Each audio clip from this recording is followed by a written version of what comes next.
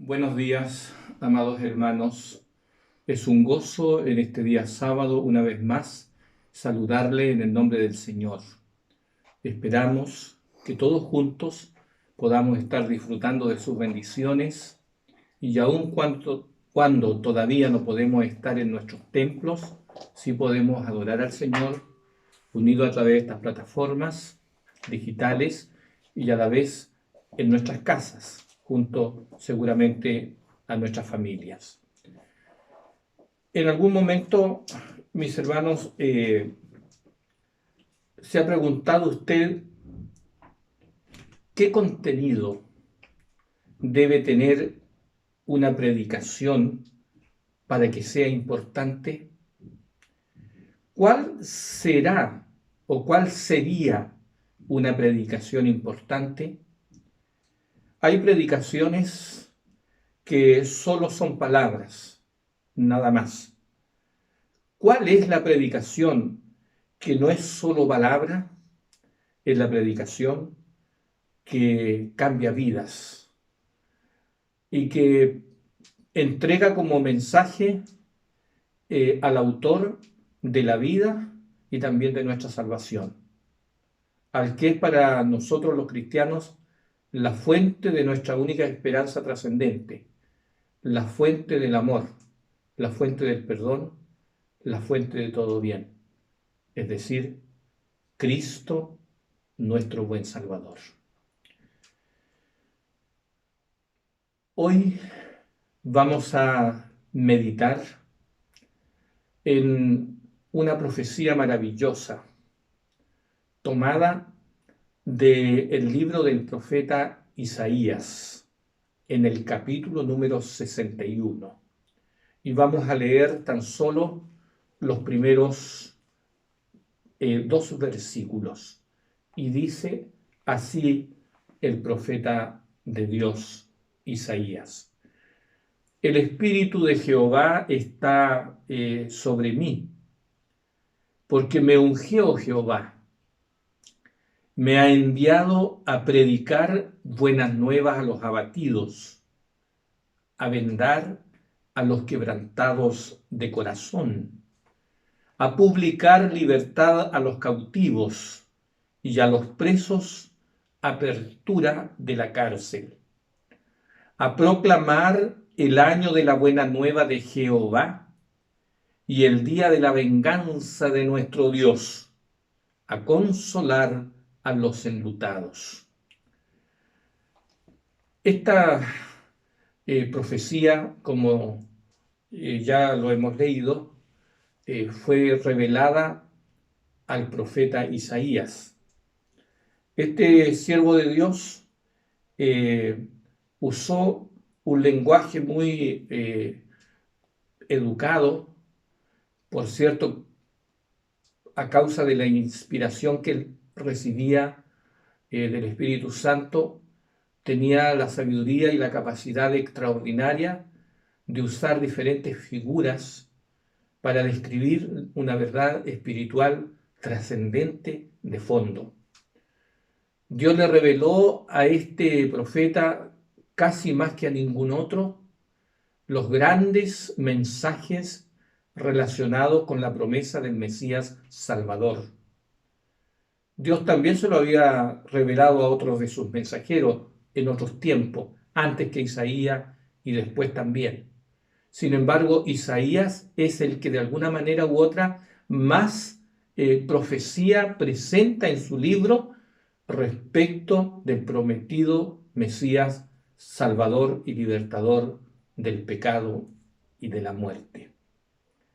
Aquí se le muestra y se le entrega un mensaje donde Isaías contempla a un ser que el Espíritu Santo posa sobre él, lo llena, lo unge.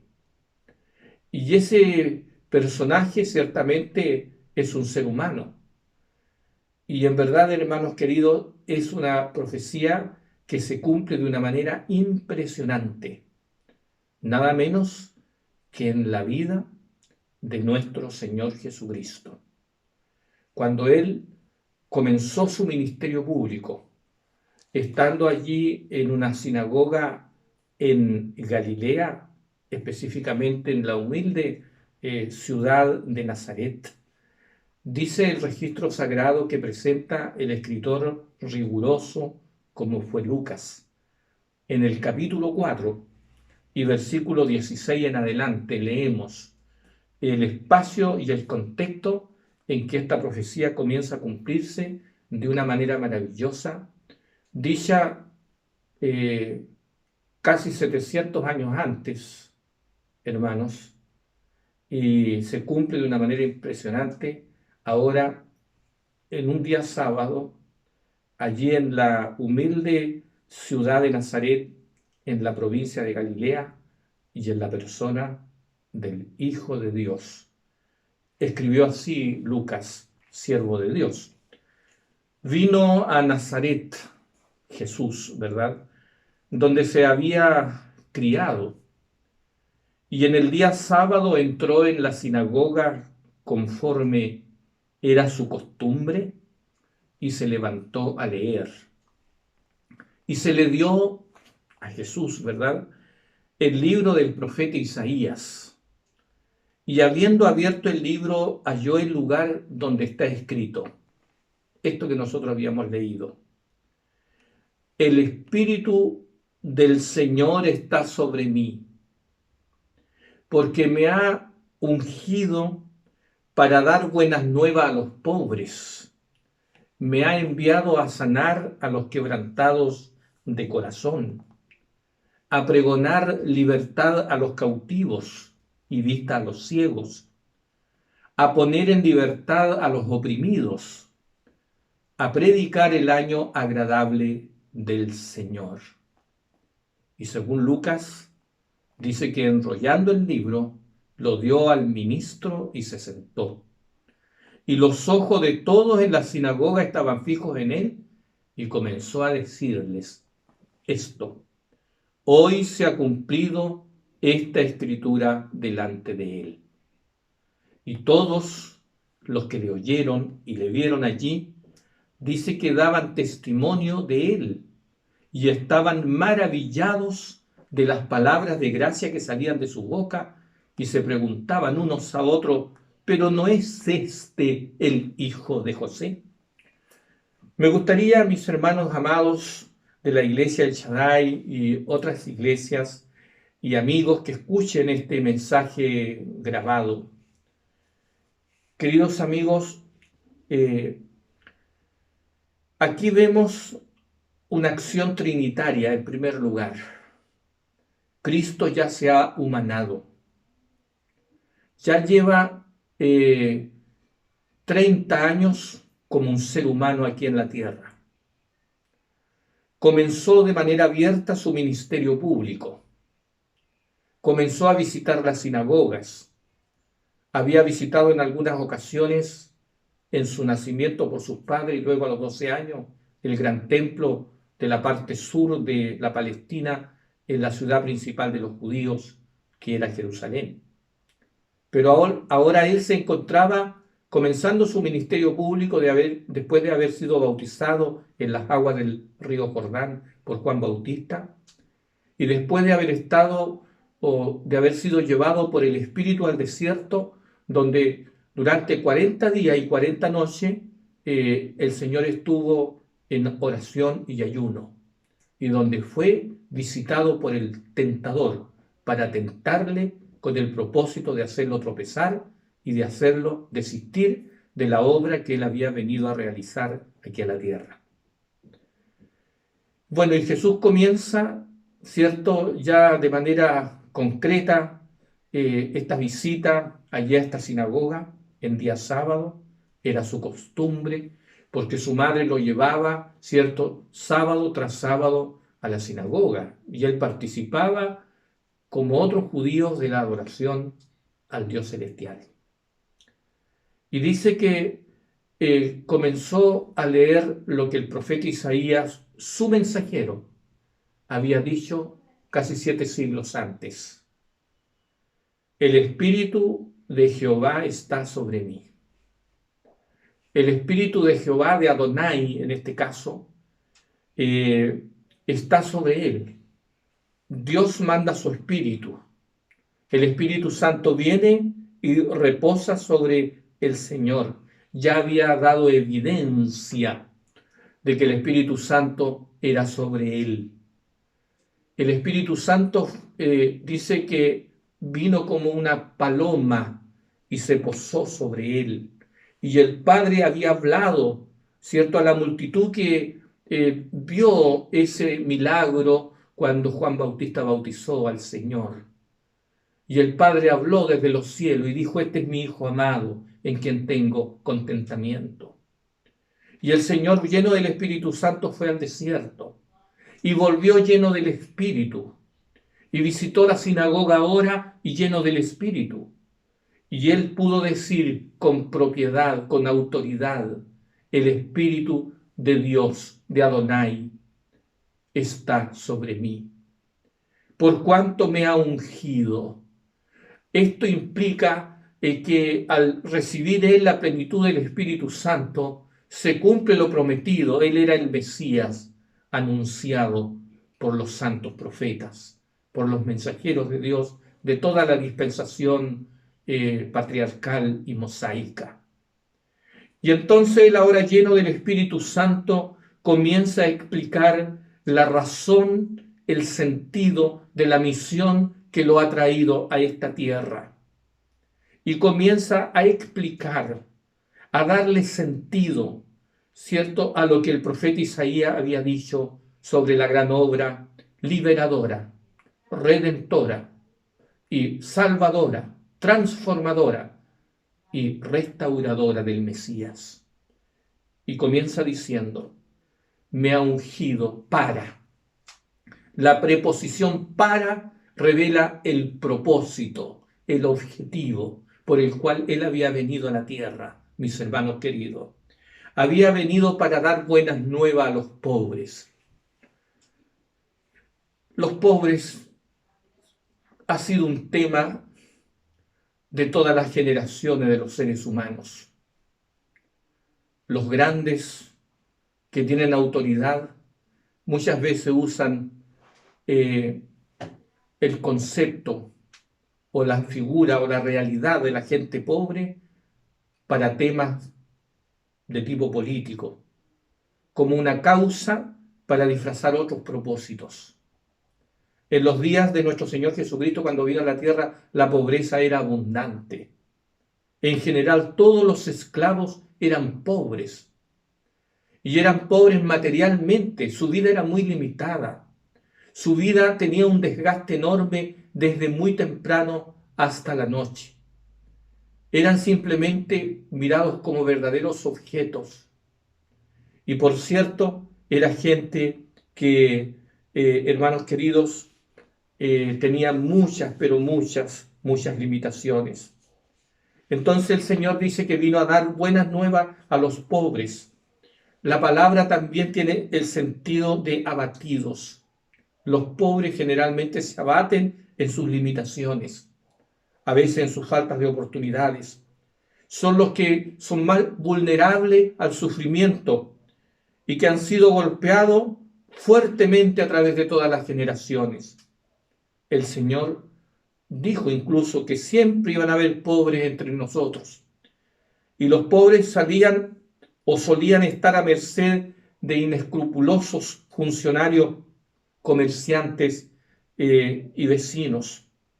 Se suponía en esa generación generalmente que el sufrimiento por ser pobre se debía a una maldición de Dios y que la desgracia del pobre era por su propia culpa. Bueno, la Biblia da a entender algunas de las razones del por qué mucha gente cae en la pobreza. Sin embargo, Cristo también se estaba refiriendo a los pobres, no solamente del tipo material, sino a los pobres en espíritu, en vida espiritual. Y el Señor, ¿cierto?, dice que vino a traerle una buena noticia a esa gente, a los pobres, ¿ya? Y en verdad el Mesías centró mucho de su ministerio a tenderle la mano a esa clase social. la Biblia deja en claro que por lo menos hay dos tipos de pobres. Los pobres desde el punto de vista material, los que han sido explotados, abusados, o aquellos que a veces también se dejan estar en una vida poco laboriosa. Y los que son espiritualmente pobres, ¿verdad? Que son los más. El tenderle la mano a los pobres fue una instrucción de Dios muy clara en los tiempos del pueblo de Israel. Aún los que eran propietarios de las tierras y los que tenían que cosechar en el tiempo de la siega, tenían que dejar en la ribera de los rastrojos o de los sembrados muchas espigas que no fueran cortadas con las hoces para que quedaran para los pobres, para los extranjeros y para las viudas. Así Dios tuvo leyes para de alguna manera minimizar, reducir la explotación del hombre por el hombre. Y el Señor tenía un mensaje de esperanza para esta gente.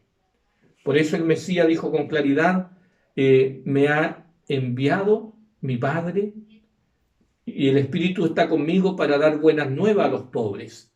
El Evangelio en sí, la palabra evangeloi o evangelizomai significa buenas noticias. Y el Señor le tenía buenas noticias para esta gente, porque le ofrecía la esperanza de una vida donde ellos podían recuperar su baja autoestima o dignidad humana. El Mesías tenía una vida de esperanza para ellos y el ofrecimiento de una liberación superior a la explotación a nivel humano. Luego el Señor dijo, o en la profecía decía, que el Mesías tenía una segunda función, una segunda misión.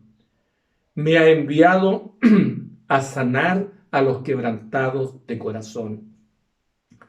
Mis hermanos y hermanas, estimados amigos, en los días de nuestro Señor Jesucristo y antes que Él viniera, y a través de todas las generaciones, ha habido muchas personas que en su vida han experimentado profundos y a veces frecuentes quebrantos del corazón, donde el alma de alguna manera, cierto, ha sido golpeada fuertemente, donde muchas veces las lágrimas, cierto, caen desde nuestros ojos por nuestras mejillas, expresando un sentimiento de impotencia, a veces de sufrimiento, de angustia o de dolor.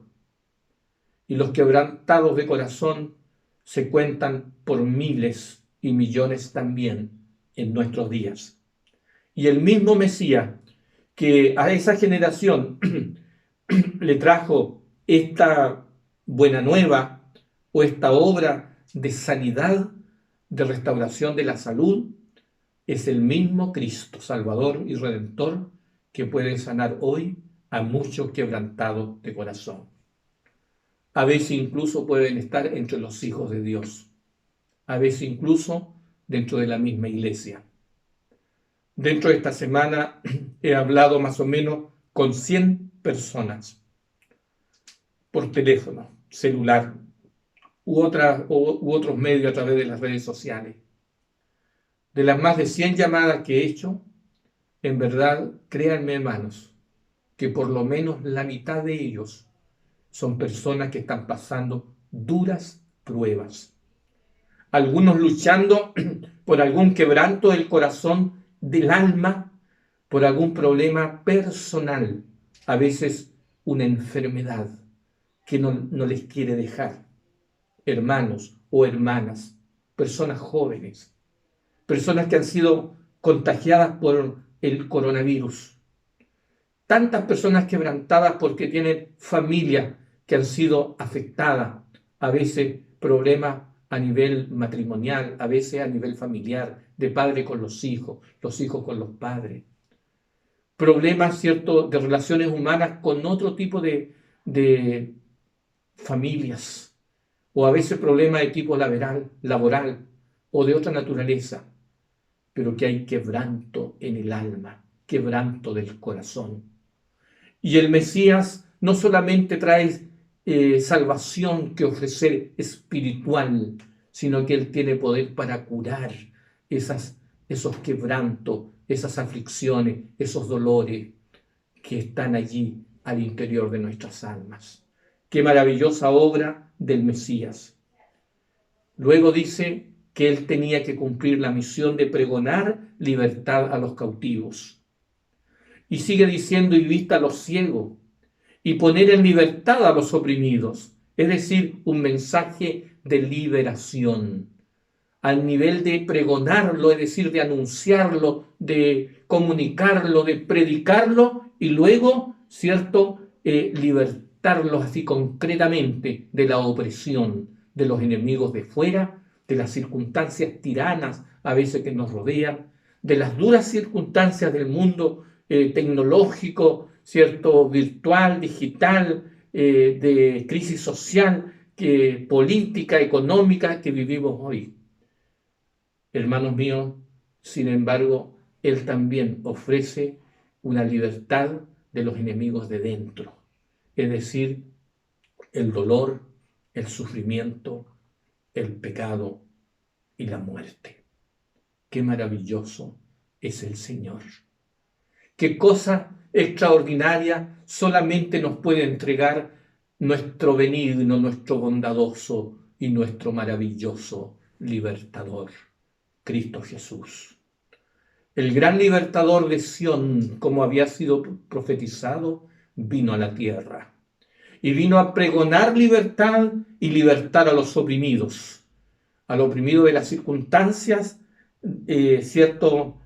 sociales en que les tocó vivir a esa generación, de la amenaza, ¿cierto?, de una vida dura, ruda, difícil, de sufrimiento, pero por sobre todo la libertad del peor imperio de mal, el imperio del pecado, que conduce al hombre irremisiblemente a la muerte, donde el rey de este imperio, donde el príncipe de este mundo es quien lo dirige, quien lo guía, quien lo administra en relación con el mal.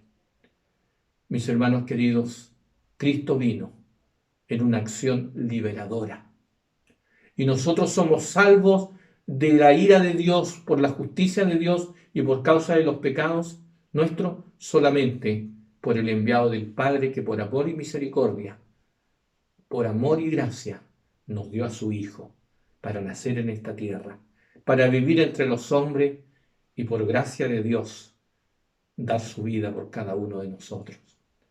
Qué maravilloso. Cristo Jesús, Señor nuestro. Cristo nuestro libertador, nuestro médico, nuestro redentor y también nuestro salvador y nuestro restaurador. ¿Cuánto le debemos a Cristo, Iglesia?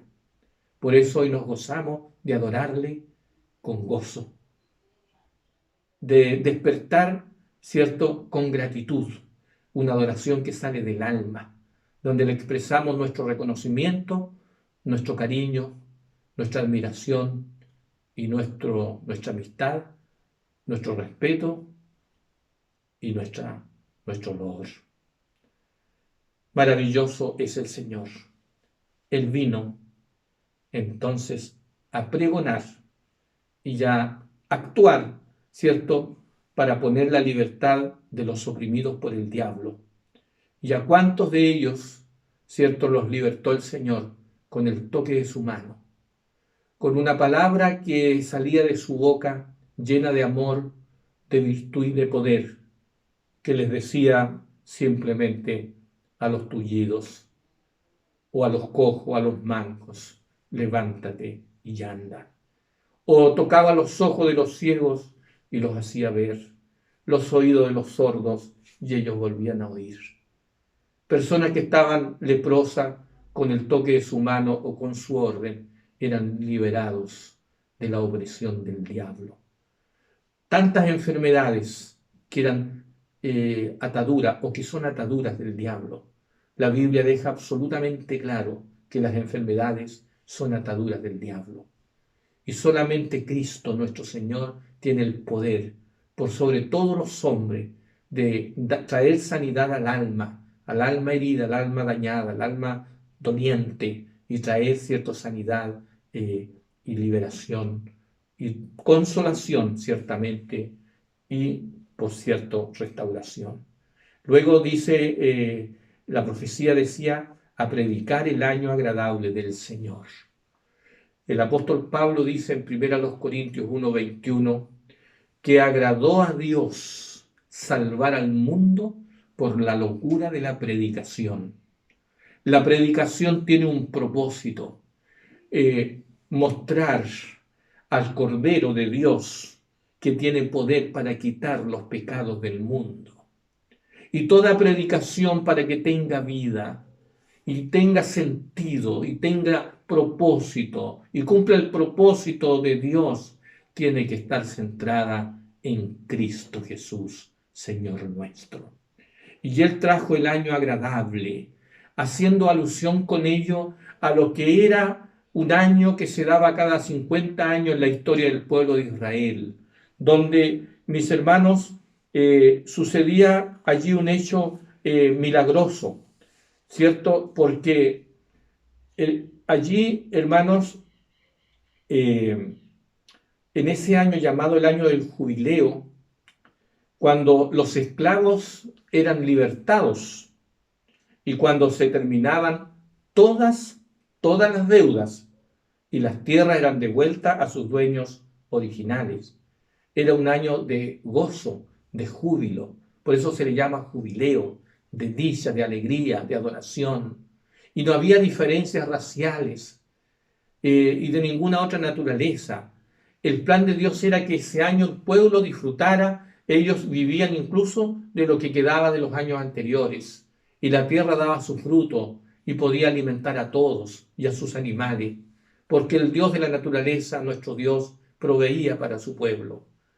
Bueno, esa figura del jubileo es tomada, ¿cierto?, por el profeta Isaías, refiriéndose que eso se va a cumplir en la vida del Mesías cuando venga. Y cuando Cristo vino, trajo la noticia de una predicación centrada en el amor de Dios, en la bondad de Dios, en el consuelo que Dios quiere darle a toda alma afligida que esté dispuesta a creer en Él y a recibirlo en su alma, en su corazón.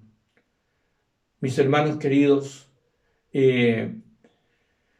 muchas cosas más el Mesías iba a cumplir. Entre otras cosas, había dicho Isaías que tenía que consolar a los enlutados. ¿Cuántas personas, hermanos, en estos días han ido perdiendo seres queridos? Me ha tocado asistir a algunos servicios fúnebres, donde se nos ha permitido, al llegar allí al servicio, máximo 10 personas. Y llevándolo al cementerio, parque del recuerdo, 5 personas. Y hacer un servicio máximo 10 minutos. Hermano, esas son las circunstancias que viven muchas personas. Algo que no vivíamos nunca antes de esta pandemia. ¿Y qué queda? Las personas ni siquiera son capaces de lograr entender la frialdad, la indiferencia, es cierto, de poder tener más compañía, más fortaleza, más consuelo en un momento tan desgarrador, entenebrecedor como es cuando un ser querido es quitado por el poder de la muerte. Pero nuestro Señor Jesucristo dice que su mensaje de buena nueva envuelve, involucra, ¿cierto?, a esta misión de dar consuelo a los enlutados, a aquellos que viven desconsoladamente. Él vino a traer ese consuelo a los afligidos, ¿cierto?, a todos aquellos que pasan por momentos duros en la vida. Ofreció gozo en lugar de luto para todos ellos. En síntesis podemos decir, mis amados hermanos y amigos, el mensaje del Mesías Redentor y Libertador se puede sintetizar en un mensaje, en un evangelio de la gracia de Dios, que fue creado por Dios para dar palabras de esperanza. El evangelio es eso. palabras de esperanza para el pobre mortal, para el pobre pecador, para el pobre enlutado, para el pobre afligido, para el alma cierto doliente, para curar a los heridos, para hacer público que hay libertad en Cristo en el ahora, aliviándonos la presente vida y prometiéndonos con absoluta veracidad una vida sin pecado y sin dolor en su reino celestial y eterno. A notificar, ¿cierto?, que hay redención en la venida de Cristo al mundo y en la entrega de su vida sin mácula por todos nosotros. Nos compró a precio de sangre, por eso nos redimió, le pertenecíamos. El hombre tomó su propio camino, se puso bajo la tiranía y el señorío del enemigo de Dios. Pero Cristo vino al mundo en la intención de redimir, de comprar de nuevo lo que le pertenecía, y lo compró a precio de sangre. A disfrutar, mis hermanos, el tiempo de la gracia, donde todavía Dios tiene en su amor y misericordia una oportunidad para salvación de todo el que quiera venir a Él pronto, antes que pudiera ser demasiado tarde. A respetar el tiempo de juicio que se está desarrollando en los cielos, en el santuario celestial. A consolar a los que andan de duelo y a proclamar con fuerza el año agradable, ¿cierto?, del Señor. Queridos y amados hermanos, pregonemos con gozo este evangelio del amor de Dios, de la gracia divina, de un Cristo que ama al pecador con un amor que es más fuerte que la muerte, y que lo que más quiere Él, su mayor deseo y sus mayores esfuerzos, están ahí ofreciendo por gracia, liberación, cambio de vida, transformación de vida, salvación de vida y restauración de vida a todo pecador arrepentido y creyente. Que en este sentido como iglesia nos gocemos al haber recibido este bendito evangelio eterno de gracia, de bondad y del amor de Dios. Y que podamos compartirlo con otros amigos, amigas, vecinos, familiares que aún no conocen del Señor.